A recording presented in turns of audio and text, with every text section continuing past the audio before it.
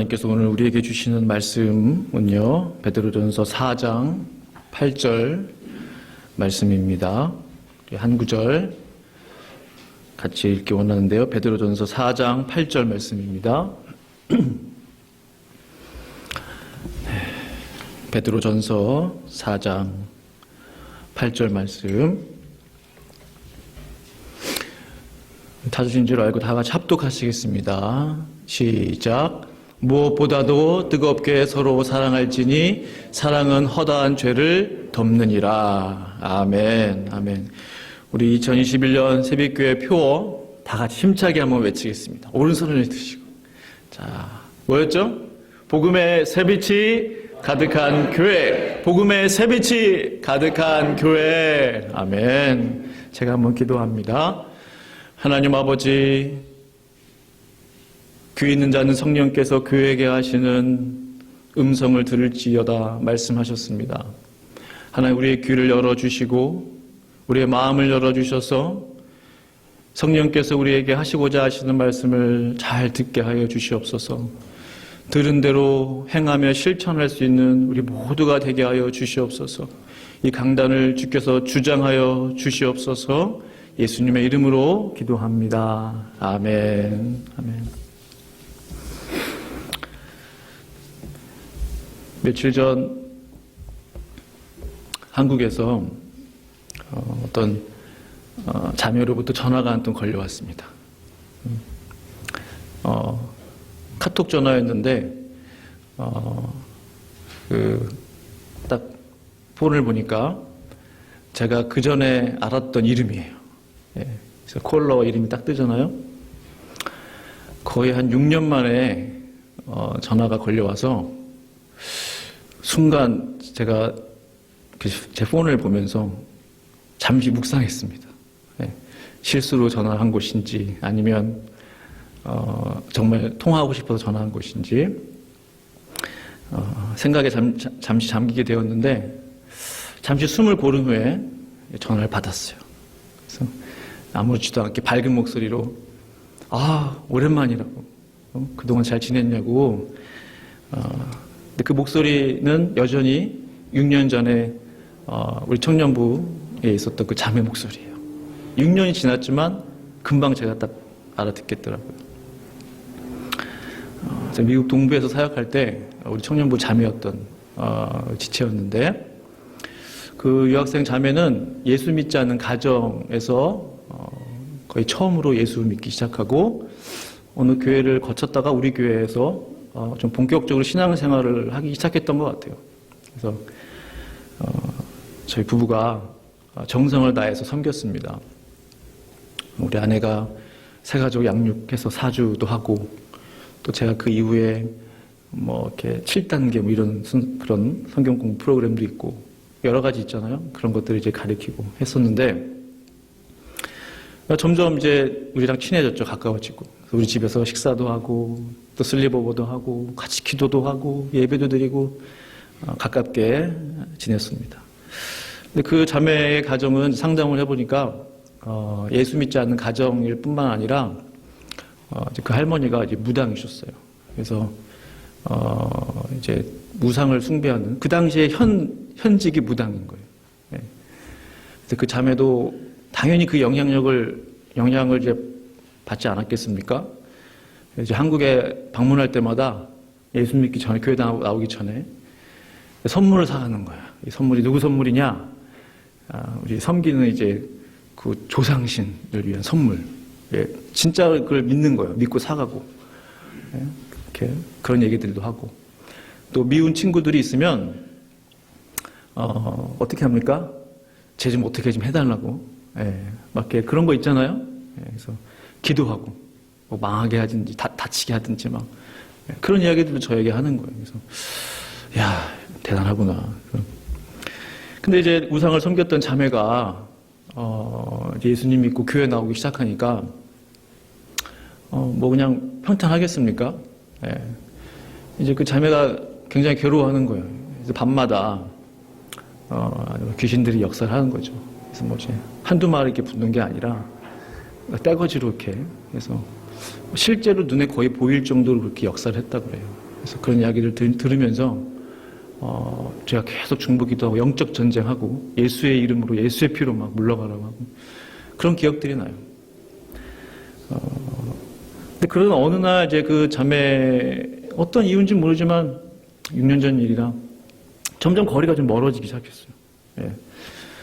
그러던 중에 좀 엄청난 일이 한번 터지고 이제 교회를 떠나게 됐어요. 호련히 그 자매가. 저희는 어떤 그냥 광야와 훈련의 시간을 이제 걷고 있고 그러고 나서 이제 잊혀졌어요. 근데 6년 만에 연락이 온 거예요. 그 자매 이야기를 들어보니까 교회를 떠난 이후에 정말 힘들었다고 그래요. 엄청난 시련이 개인적으로 가정적으로 찾아왔다고 합니다. 그래서 부모님의 사업이 완전히 망하고 그러면서 매일 끼니를 라면으로만 끼니를 때울 정도로 그 정도로 망했다고 그래요. 근데 그걸 통해서 그 온 집안이 예수 믿게 됐어요.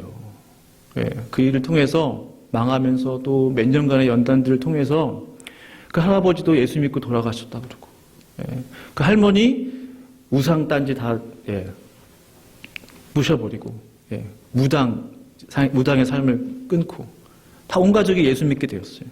그 소식을 전해주고 싶어서 제가 제일 생각이 났다는 거예요. 이 얘기를 목사님에게 해드리면 가장 기뻐하실 것 같아서 전화를 했다는 거예요. 용기를 내서. 그래서 굉장히 미안해하는 거예요. 목사님하고 사모님한테 너무 미안한 마음이 있다고 용서해달라고. 그러면서 제가 무슨 생각을 했냐면 우리가 정말 작은 사랑의 씨앗이지만 우리가 한 게 뭐가 있겠어요. 그냥 같이 얘기 들어주고 기도해주고 하나님 말씀 가르쳐주고 그것뿐이었어요. 근데 그 자매의 입술에서 나오는 말은 그때 목사님이 첫 단추를 잘 끼워줘서 자기의 신앙에 그때 배웠던 것들이 계속 삶에 연결이 된다는 거예요. 그때 배웠던 거. 그때 들었던 하나님의 말씀. 정말 연락해줘서 고맙다고. 이제 그 모든 궁금증이 풀렸다고. 왜 그때 그토록 힘든 일들이 있었는지. 왜 우리의 삶에 이해할 수 없는 일이 계속 여기 터지고 저기 터지고 했었는지. 그땐 정말 몰랐거든요. 근데 비로소 그 모든 의문과 궁금증들이 하나님을 향한 그것들이 풀렸어요. 그 자매와 그 자매의 가정을 온전히 구원시키시기 위해서 그리고 그 자매에게 하나님의 놀라운 비전을 주시기 위해서 그 자매의 기도 제목을 적어서 저에게 줬는데 거의 진짜 선교사의 마음으로 다 기도 제목들이 그거와 관련된 거예요. 그 이슬람권 선교에 대한 마음을 하나님이 주셨대요. 하트를. 그래서 그것을 위해서 자기가 기도하고 준비하고 있다고. 그래서 제주에는 제주 열방대학이 있습니다. 예수전도단이라고 하는 단체 혹시 아시는지 모르겠는데요. 거기 이제 DTS가 있는데 그 DTS를 가기로 지금 다 어플리케이션을 넣고 있는 중이라고. 너무 감사했어요. 너무 감사했어요. 제가 한 게 뭐가 있겠습니까? 우리가 한 것은 아무것도 없어요. 오직 모든 일들을 이루시는 하나님께만 영광을 돌리기 원하는 것이죠. 하나님께서 그 생명을 구원하시기 위해서 거의 생명과 또 같은 대가를 치르셨구나. 하나님께 너무 감사했어요. 오늘 성경은 무엇보다도 뜨겁게 사랑할지니 그렇죠? 사랑은 허다한 죄를 덮는다고 말씀합니다. 죄를 뭘로 덮어요? 사람의 말로요?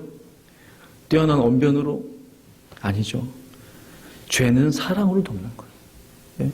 죄는 사랑으로 덮는 거예요.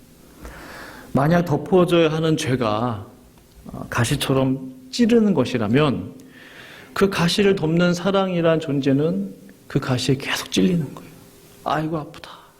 아이고 아프다. 그렇죠? 사랑으로 덮을 때 그 죄가 사라집니까? 사랑으로 덮여있지만 여전히 그 죄라는 가시는 사랑이라는 존재를 계속 찌르면서 고통을 주고 있는 거예요. 나의 가시 같은 마음을 우리 예수님께서 당신의 몸으로 덮어주신 거예요. 그래서 평생을 나와 동행하시면서 나의 못난 허물들을 주께서 가려주시는 겁니다. 우리의 날카로운 마음의 그 가시들을 위해 예수님께서 친히 내가 덮개가 되어줄게.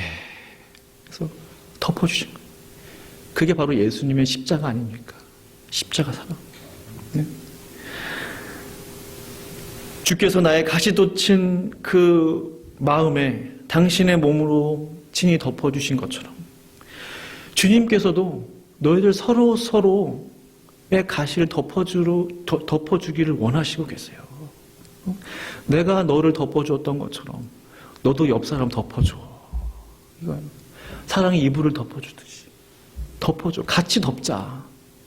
나만 덮는 게 아니야. 나만 구원받습니까? 나만 예수님의 십자가로 덮임받아요? 우리 모두가 예수님의 십자가로 덮임받은 존재예요. 예? 우리의 의로움이 나올 수가 없어요. 오직 주님의 의로움 뿐이신 거죠. 그런데 우리의 모든 허물들과 죄들을 덮지 못하게 하는 게 있어요. 딱 한 가지가 있는데 그것은 바로 미움이란 존재입니다. 미움. 그 야고보서 1장 15절 말씀 보시면 욕심이 잉태한 즉 죄를 낳고 죄가 장성한 즉 사망을 낳느니라는 말씀 아시죠? 욕심이 점점 커져요. 욕심이 그 사망까지 가는데 미움도 자랍니다. 미움도 자라요. 단계가 있어요. 제가 4단계로 정리를 해보았습니다.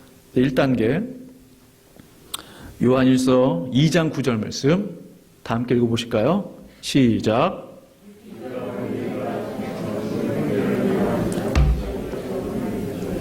예, 잘 아시는 말씀이죠.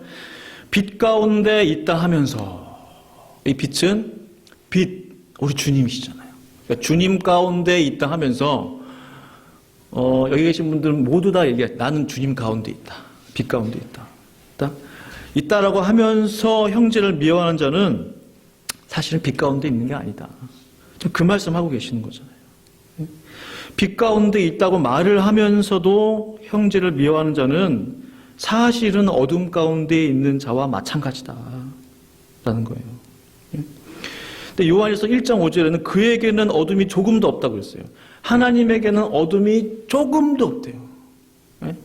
어둠이 조금도 없어요. 근데 우리가 어둠 가운데 행하고 있는 거예요. 누군가를 미워할 때 우리는 어둠 가운데 행하고 있는 거예요. 하나님하고 정반대로 가는 것이죠. 그래서 어둠에 있는 자요라고 했는데 그 어둠은 다른 말로 말하면 무지 가운데 있다. 잘 모르는 거예요, 지금. 불행 가운데 있다.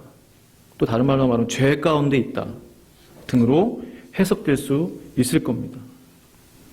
자, 2단계로 넘어가면 요한일서 2장 11절 말씀 이렇게 제가 읽을게요. 그의 형제를 미워하는 자는 어둠에 있고 또 어둠에 행하며 갈 곳을 알지 못하나니 이는 그 어둠이 그의 눈을 멀게 하였습니다. 그래서 2단계 보면 그 말씀이 있어요. 그렇죠? 그의 형제를 미워하는 자는 어둠에 있고 또 어둠에 행하며 갈 곳을 알지 못하는 이는 그 어둠이 몇 번 나옵니까? 3번 나와요. 어둠. 깜깜해요, 깜깜해.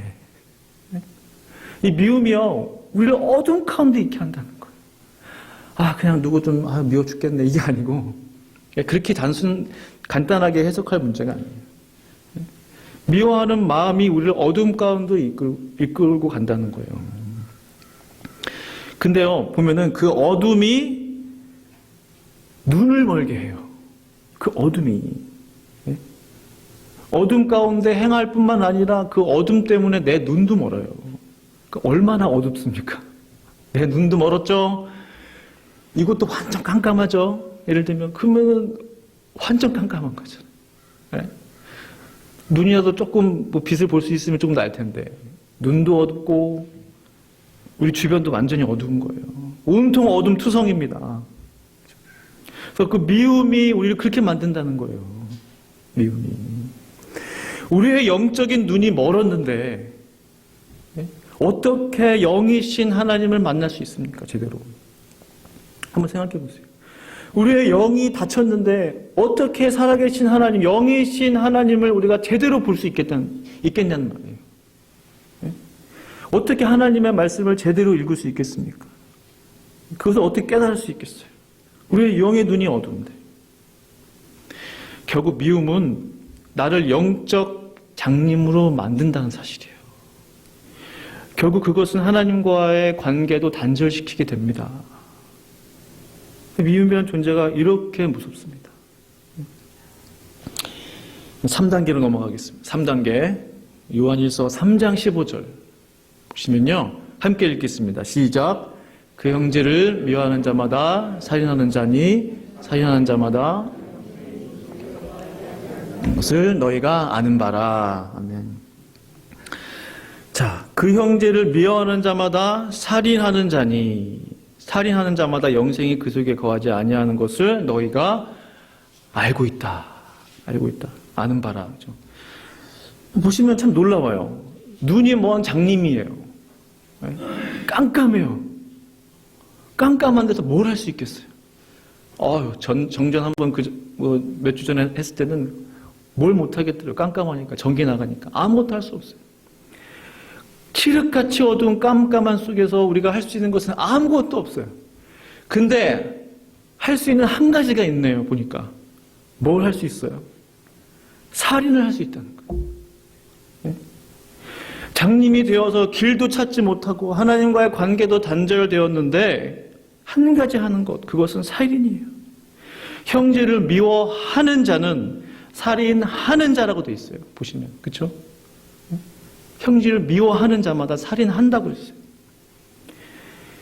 살인하는 자는 그 속에 영생이 있을 수가 없죠. 영생이 없다고 말씀하고 계세요. 영생 없으면 큰일 나는 거 아닙니까? 우리의 구원을 위해서 사실은 신앙생활하는 가장 중요한 우리가 이유 중에 하나인데, 믿음 생활하는 가장 중요한 이유, 믿음의 결국 곧 영혼의 구원을 받음이라. 베드로전서 1장 9절에 말씀하고 있죠. 믿음의 결국은 뭐냐? 결국은 구원 받아야 돼요. 결국은. 네? 정말 중요한 거예요. 신앙생활 잘 해놓고 수십 년간 잘 했고 다 했는데 이 마지막에 구원받지 못하면 어떻게 합니까? 네? 믿음의 결국 꼭 구원 받아야 되는 거예요. 그런데 미움이 어둠 가운데 거하게 하고 어둠이 하나님과의 단절을 만들게 하고 결국 그것이 미움은 살인하는 자와 같다라고 요한일서는 말씀하고 계시는 거예요. 그런 상상을 해봐요. 우리가 상상이 아니라 실제로 성경에 기록되어 있는데 백보자 심판대 앞에 우리가 서는 날이 있잖아요. 요한계시록 보시면. 네? 백보자 심판대 앞에 서서 만약에 주님께서 너는 사람을 죽인 살인자니라. 주님 제가 언제 죽였습니까? 네? 한 번도 저는 사람을 죽인 적이 없습니다. 주님이 분명히 이 말씀하실 거예요. 너는 성경에 기록된 말씀을 기억하지 못하느냐? 내 형제를 미워하는 자마다 살인하는 자로 기록되어 있느니라 라고 우리 주님이 분명히 말씀하실 거예요. 성경을 근거로. 내가 마음으로 형제를 용서하지 아니하였으므로 나도 너를 용서하지 아니하노라. 이 말씀 들으면 얼마나 기가 막히겠습니까? 성경에 그렇게 기록되어 있는 것을 네가 알지 못했느냐라고 물으신다면 우리가 뭐라고 대답하겠어요? 제가 잠시 생각해 봤어요. 저에게 그런 질문을 하신다면 할 말이 없는 거예요. 할 말이. 수십 년간 하나님의 말씀을 묵상하고 전했던 사람인데 너 성경에 기록되어 있는 거 몰랐니? 하면 몰랐다고 해서 거짓말이잖아. 알고 있었습니다 밖에 없는 거예요. 알고 있었습니다. 얼마나 기가 막히겠습니까? 예? 하나님의 그 백보자 심판대 앞에 4단계가 있습니다. 4단계 마태복음 18장 말씀인데요. 우리 한번 같이 읽어보실까요? 시작. 주인이 노하여 그 빛을 다 갚도록 그를 옥졸들에게 넘기니라. 너희가 각각 마음으로부터 형제를 용서하지 아니하면 나의 하늘 아버지께서도 너희에게 이와 같이 하시리라. 아멘. 아멘. 마음으로 용서하지 않으면 어떻게 하신다고요? 너희에게 이와 같이 하시리라. 우리 예수님이 직접 하신 말씀입니다. 그렇게 인자하시고 사랑이 철철철철 넘치시는 그 예수님께서 직접 하신 말씀. 마음으로 용서하지 않으면 너에게 이와 같이 할 거야. 경고의 말씀을 하시는. 이와 같이가 뭘까? 이와 같이가. 그 34절 그 보시면은 이와 같이라는 그 의미는 빛을 다 갚도록 옥졸들에게 넘긴다는 거죠. 그렇죠? 주인이 놓아야 그 빛을 다 갚도록. 옥졸들에게 넘긴다. 이 빛은 어떤 빛입니까? 뭐 돈 구워주고 이게 아니잖아요. 잘 아시죠? 하나님께 진 그 죄의 빛이에요. 우리가 그동안 인생 속에서 살면서 수없이 지었던 그 죄의 빛, 죄값. 네? 이 죄값을 다 갚도록 옥졸들에게 넘긴다는 거예요. 그 죄값을 다 갚도록, 다 갚을 수 있나요? 우리가 우리의 죄를 우리 스스로 무슨 수로 갚아요? 예수님의 보혈 밖에는 우리의 죄를 씻을 수 있는 게 없는데 뭘로 우리의 모든 죄값을 불가능하다는 거예요. 예? 그러니까 한 번 옥졸들에게 넘겨지면 다시는 그 옥졸들에게서 풀려날 수 없어요. 릴리즈 당할 수 없어요. 예? 계속 잡혀있는 거예요. 여기서 옥졸들이 누군지 아십니까? 옥졸들. 예. 그러면 그 제일러인데 그 그리고로 헬라어로 바사니스테스라고 해요. 바사니스테스는 고문하는 자예요. 토울처럼 고문하는 자. 예? 이 땅에서 고문하는 자들도 무섭잖아요. 예? 한 번 절대로 끌려가면 안 되는 데가 그런 데잖아요. 저는 잘 모르지만 예? 옛날 한국에 막 중정이라고 해요. 중앙정보부. 그런데 한번 끌려가면은 살아나오기 힘들 정도. 무시무시한 곳이었잖아요. 네? 지옥의 옥졸들에게 끌려가면요, 이 땅에서의 고문자들하고는 비교도 할 수 없는 거예요.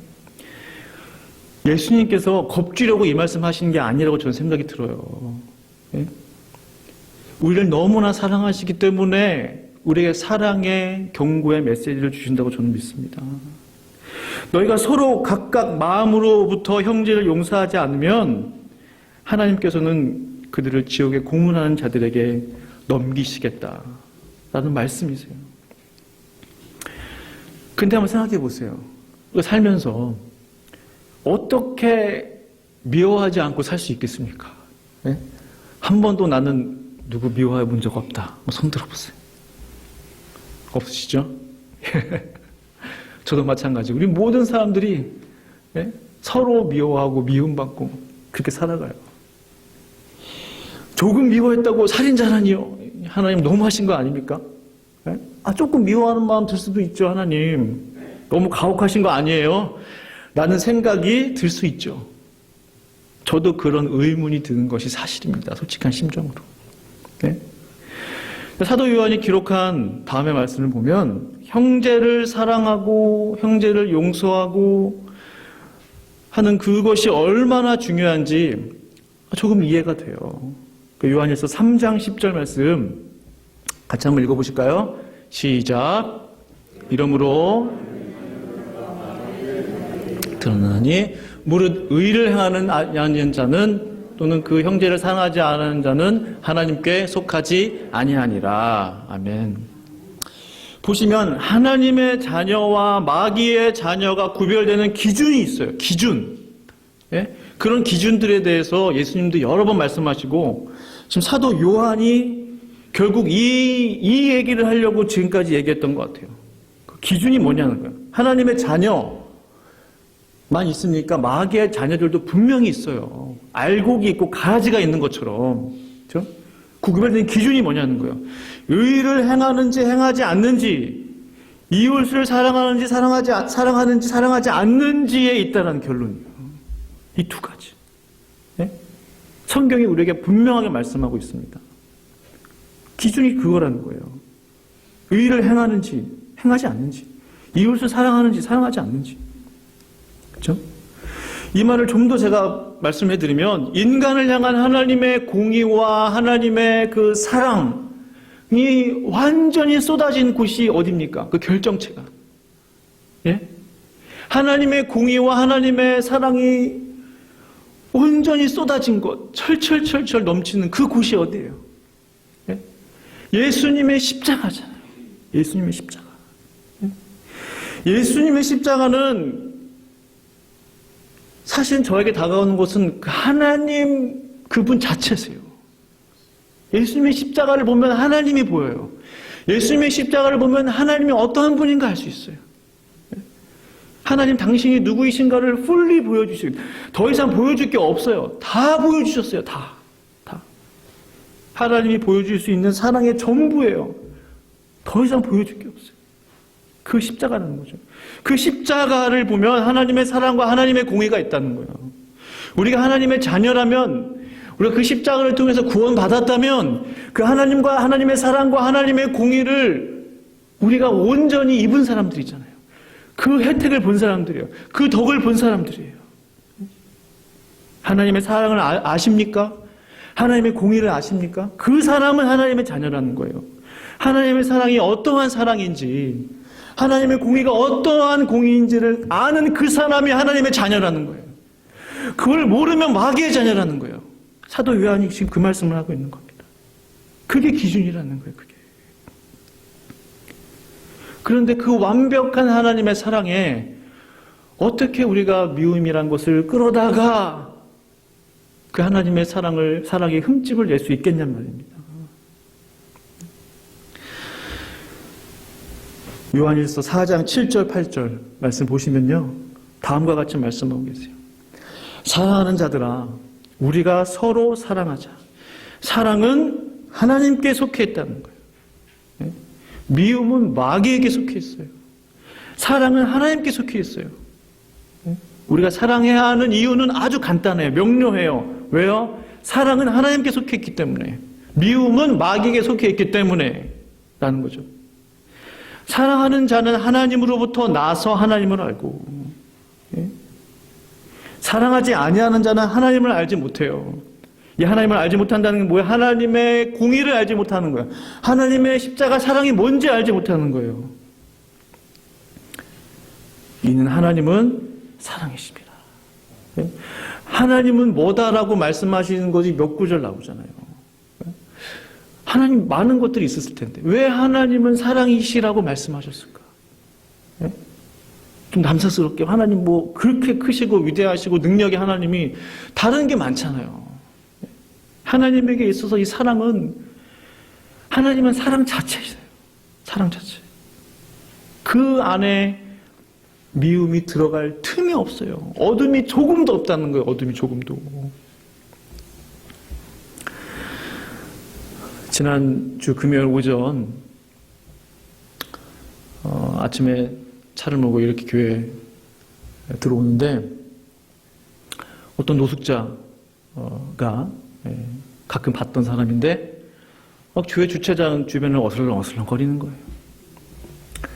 그래서 마치 제가 오기를 기다렸다는 듯이, 제가 디테일하게 말씀 나누기는 좀 그렇지만 막 제가 보는 데서 막 대소변을 보는 거예요. 제가 보고 있는데.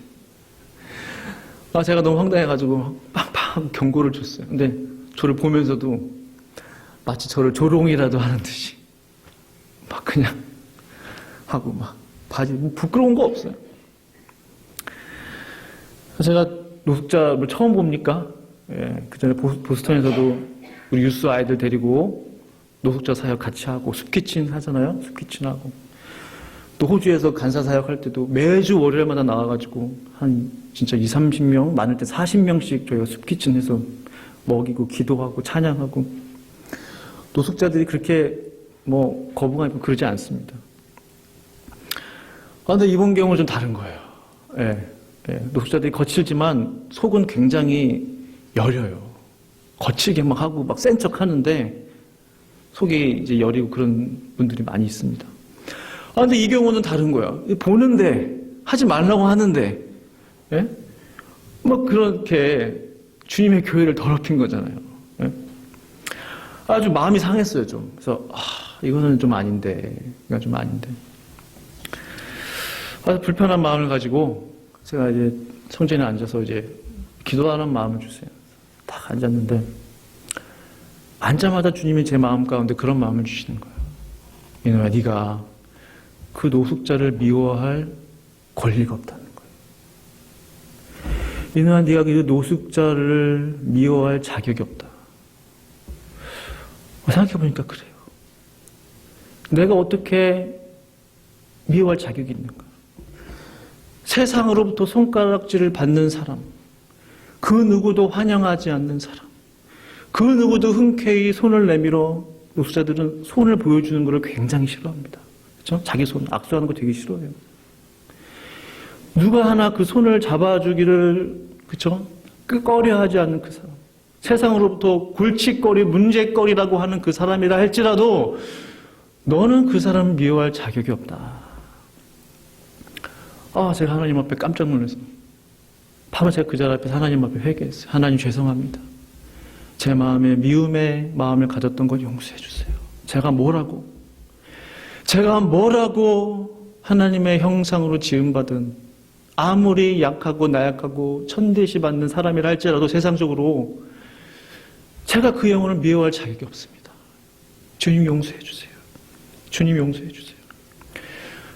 그리고 기도가 나오는 거예요. 하나님, 이 우리 교회 주변에 있는 노숙자들을 위해서 기도합니다. 기도합니다. 하나님 아버지 감사합니다. 거룩하신 아버지 하나님. 하나님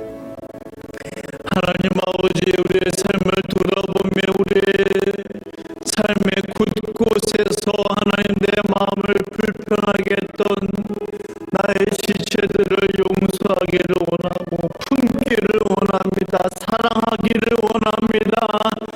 하나님 아버지, 주님의 사랑을 부어주시옵소서. 주님의 마음을 부어주시옵소서. 하나님은 사랑 그 자체이신데, 하나님은 사랑 그 자체이신데, 우리가 그 하나님의 사랑을 알지 못한 채 우리가 어떻게 이